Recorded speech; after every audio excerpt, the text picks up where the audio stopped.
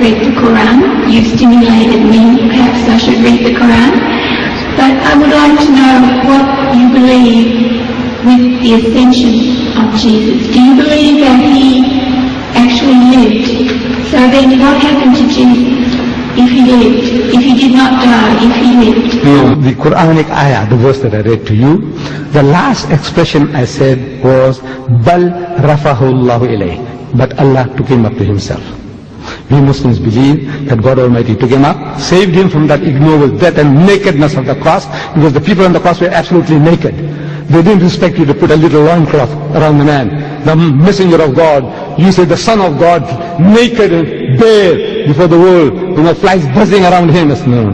God Almighty didn't allow that to happen to his servant, his messenger, Jesus. God saved him and took him up. And I say, he's coming back to just you.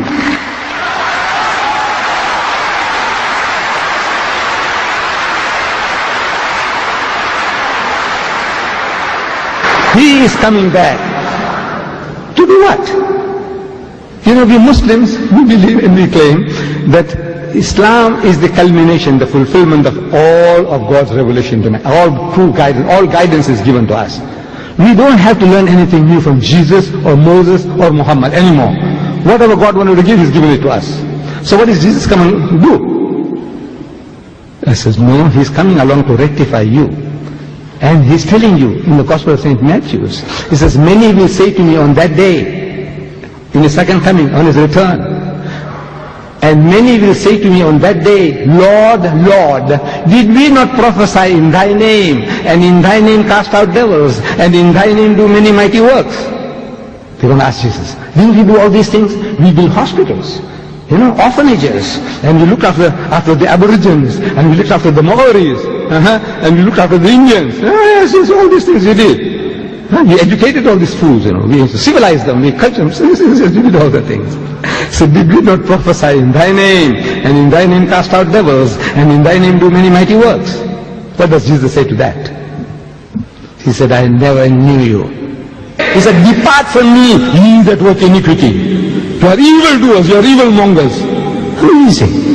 You who are working in the name of Christ, looking after the lepers, looking after orphans. Mother Teresa, wonderful work she's doing. My God, I tell you, I bow my head down out of respect for her. All the wonderful things you people are doing. The way you look after the animals, animal conservation, to preserve life. Fantastic things you are doing. But for human beings as well, what you are doing. And that's what you're going to say to Jesus. I'm asking the Christians, answer. You know why? You know why? Because you call him Lord. He is not your Lord. He is not your God.